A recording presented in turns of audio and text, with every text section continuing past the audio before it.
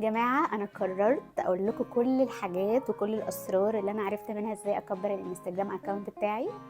وإزاي وصلت ل 150 ألف فولورز في فترة صغيرة جدا. حتى الحاجات اللي أنا اتعلمتها لوحدي أو الحاجات اللي أنا اكتشفتها كده بالتجربة برضه هقولها لكم في الفيديو ده.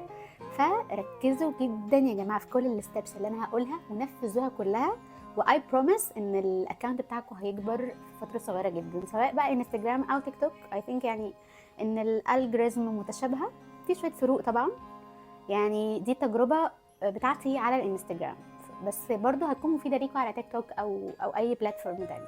بس قبل ما نبتدي يا جماعه، اليوتيوب فيديوز دي بتاخد وقت كتير جدا في التصوير والايديتنج، بليز اعملوا لايك وسبسكرايب علشان تشجعوني ان انا اعمل لكم فيديوز تانية. كمان انا بواجه مشكله كبيره قوي في تصوير اليوتيوب لما بنيجي نصور بالعرض كده. لما ببص للكاميرا عشان ابقى بصلكوا يعني ببقى مش شايفه نفسي، ولما ببص كده عشان ابقى شايفه نفسي ببقى مش بصلكوا، يعني بحس ان انا حوله. بجد انا مش عارفه اعمل ايه في الحوار ده، يعني لو حد عنده اي حلول في الموضوع ده يقول لي. بصوا حلقتنا هتمشي ازاي. هحاول اقول كل سؤال ممكن يكون بيدور على بالكم او انتوا بعتولي في الاسك قبل كده وهقول لكم اجابته. اول سؤال، هل في وقت معين هو الاحسن للنشر؟ مش قوي. الموضوع ده مش يعني ممكن تنشر في اي وقت والفيديو بتاعك يوصل برضو. بس الحاجة اللي انا حسيتها شوية هو انه لما بنثبت ميعاد النشر الموضوع ده بيبقى احسن. يعني انا في كذا مرة اجرب ان انا انشر في وقت تاني غير الميعاد اللي انا اتعودت عليه، الاقي الريتش بقى اقل، مش بنسبة كبيرة قوي، بس خلاص ادام احنا عرفنا المعلومة دي فالاحسن ان احنا نستخدمها. حاول ان انت تثبت ميعاد النشر بتاعك، يعني لو انت كل يوم بتنشر الساعة 9 مثلا بالليل، حاول ان انت ما تغيرش الميعاد ده على قد ما تقدر.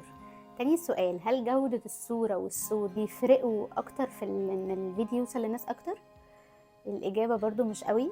جودة الصوت والصورة ممكن تكون بتشجع الناس أكتر إن هي تشوف المحتوى بتاعك، لأن هو هيكون مريح لعينيهم ومريح لودنهم، فممكن ده يشجع الناس. لكن الالجوريزم بتاع الانستجرام بيبقى معتمد أكتر على نشر محتوى كتير. يعني لو انت شخص بتنشر كتير، حتى لو الجودة بتاعت الصوت والصورة مش قوية قوي، برضو هتلاقي فيديو في النص انستجرام هيرفعه لك وهتلاقيه وصل لناس كتيرة. سؤال كمان، هل ان انا اركز على نوع معين من المحتوى احسن، ولا ان انا اكون شخص بينوع علشان الناس ما تزهقش؟ الاحسن ان انت تركز على نوع معين قوي من الكونتنت في الاول، لان في الاول الناس هتكون مركزه على الكونتنت بتاعك اكتر من ان هي مركزه اكتر من ان هي مركزه عليك as a person، يعني هما لسه ما يعرفكش، فبيكونوا مركزين على اللي انت بتقوله في الاول بالذات. حاول تركز على الفاليو اللي انت بتقدمها، انك تركز على حاجه واحده بس، فكل الجمهور اللي بيهتم بالكونتنت ده هيكون خلاص عارف انه لما يحب يسمع عن الموضوع ده هيروح لك انت او هيتفرج على الفيديوز بتاعتك.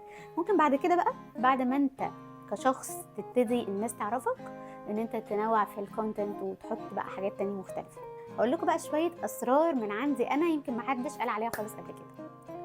اولا يا جماعه، الفلترز اللي موجوده في الانستجرام بترفع الريتش جدا. انا عمري اصلا ما حد قال لي الموضوع ده خالص، يعني انا اكتشفته بالصدفه بقى، لدرجه بعد كده حتى لما انا ما بقتش حابه قوي استخدم الفلترز وبقيت حاسه انها بتغير شكلي ومش حباها قوي، بس اكتشفت انه كل مره بحط فلتر الريتش بيبقى اعلى. فمش عارفه ده ليه، بس برضو جربوا التكنيك ده. يعني يا جماعه بوينت مهمه قوي قوي، احنا الادام بنعمل ريل على الانستجرام، ريل ده يعني فيديو قصير، يعني الناس مستنيه ان هي تاخد اكبر قدر من المعلومات في حبه صغيرين قد كده. فادام انت بتعمل ريل ما ينفعش ان انت تقعد تشرح كتير قوي او تسترسل او يعني تكتر في الكلام، لا يعني الجمله اللي تحس ان هي خلاص اتقالت مش لازم تاكد عليها في الجمله اللي بعديها. فاهمين قصدي؟ مش عارفه اشرح لكم قصدي ولا لا، بس يعني قولوا الجمله، مش مهم ان انتوا تشرحوها قوي، الناس بتحب كده في الريلز بتاعت الانستجرام. الا في حاله واحده بس، لو انت معتمد على الستوري تيلينج او ان انت بتقدم محتوى من النوع اللي الناس ممكن اصلا يبقوا مشغلين الفيديو بتاعك وبيعملوا حاجه تاني. في الحاله دي بس انت من حقك ترغي، لكن غير كده ادام انت بتعمل ريل قصيره قدم الانف في اصغر وقت على قد ما تقدر. من اكتر الحاجات المهمه يا جماعه الهوك، اللي هو اول ثانيتين في الفيديو. اول ثانيتين في الفيديو دول مهمين بطريقه يا جماعه، احنا اغلب الناس بيعملوا اصلا بيمشوا كده بيقلبوا الفيديوهات كده حرفيا، ما يعني لو انت ما شتتش انتباههم في اول ثانيتين مش هيكملوا. مش زي اليوتيوب انت داخل تسيرش ازاي اكبر الانستجرام اكونت فقاعد بتسمع الفيديو ده كله. لكن على انستجرام وعلى تيك توك الناس بتسكرول بسرعه جدا، فلو انت ما عرفتش تشد انتباههم في اول ثانيتين مش هيتفرجوا على الفيديو بتاعك.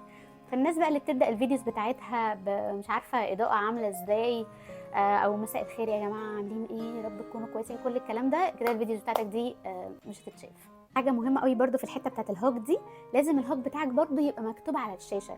يعني مثلا لو انت بتقدم فيديو ازاي تقدر توصل ل50,000 فولورز مثلا، لازم السؤال ده يبقى مكتوب بخط كبير كده على الشاشه، لان في ناس برده بتبقى عامله الموبايل بتاعها ميوت طول الوقت، فلو انت ما شدتش انتباههم بالهوك ان هم يكونوا بيسمعوه، على الاقل لازم تشد انتباههم باللي مكتوب على الشاشه. حاجه من الحاجات المهمه جدا يا جماعه هو ان انت تحط البيرسوناليتي بتاعتك في الكونتنت اللي انت بتقدمه. بصراحه انا لسه مش عارفه اعمل الموضوع ده قوي، يعني انا شخص في العادي بيهزر كتير جدا، باجي قدام الكاميرا ببقى بجد قوي مش عارفه ليه. يعني بحاول ان انا اظبط الموضوع ده واطلع البيرسوناليتي بتاعتي بكل عفويه قدام الكاميرا، بس لسه مش قادره اعمل كده قوي. بس على قد ما تقدر كل ما ان انت تحط البيرسوناليتي بتاعتك 100% قدام الكاميرا، كل ما الموضوع ده بيخلي الناس تحبك، تتصاحب عليك، تحس ان انت واحد منهم كده. يعني برضو مش باصه للكاميرا. في يا جماعه نقطه مهمه قوي بجد، ودي اخرتني كتير جدا جدا لحد ما بدات في الكونتنت، ان انتوا لو عندكم حاجه حلوه وليها فاليو عايزين تقدموها، ابداوا قدموها على طول. حتى يعني لو الاضاءه مش واو، المايك مش حلو، انا يعني ولا بدات بمايك ولا كان في اضاءه كويسه، وستيل يعني كل حاجه مش كويسه قوي عادي، بس انا مركزه على الفاليو اللي انا بقدمها. يعني من الاول خالص، من وانا لسه حتى ماسكه هاند فري والاضاءه كانت كمان اوحش من كده، كنت بلاقي ناس بتتفاعل مع الفيديوز وبيشوفوا انها مهمه. اللي متابعني على الانستجرام عارف ان انا الفيديوز بتاعتي كلها سايكولوجي او كتب عن السايكولوجي برضو في الغالب، البرودكتيفيتي، الحاجات زي كده.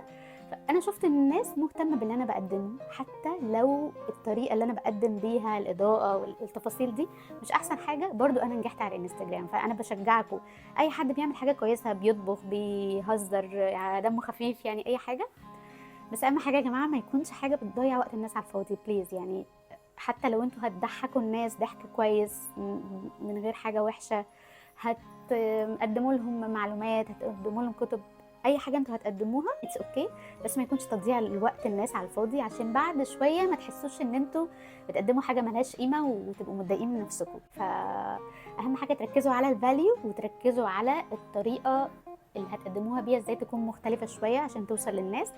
بقيت التفاصيل دي بجد مش مهمه قوي. اخر حاجه يا جماعه ومهمه جدا جدا، الفيديوز اللي انت بتطلب من الناس ان هم يعملوا سيف او ان هم يعملوا فولو، بتبقى الريتش بتاعها اعلى بكتير جدا جدا. الناس عموما ساعات بتنسى، مش بيفتكروا، فلما انت بتفكرهم تقول لهم يا جماعه اعملوا فولو عشان تشوفوا فيديوز زي دي اكتر، او اي حاجه، اي طريقه من الطرق، بيعملوا فولو. ولما هم بيسمعوا كلامك وبيعملوا فولو، الانستجرام بيشوف ان ده فيديو قيم، لان ناس كتير قوي عملت لك فولو بسببه، فبيوصلوه للناس اكتر. يعني انت هتستفاد من ناحيتين، من ناحيه ان انت جالك عدد اكبر من الفولورز، ومن ناحيه الفيديو نفسه الفيوز بتاعته كبرت، فانت كده كده مستفاد. فحاول ما تنساش الكول تو اكشن، ان انت تقول للناس اعملوا سيف، اعملوا فولو كده. يعني حاسه ان انا قلت لكم كل حاجه بجد انا عملتها على الانستجرام بتاعي عشان اكبره. يا رب يكون الفيديو ده مفيد ليكم. ادخلوا شوفوا بقيه الفيديوز بقى يا جماعه، يعني لو الفيديو ده وصل لكم ادخلوا شوفوا بقيه الفيديوز بتاعتي اللي على اليوتيوب. باي باي.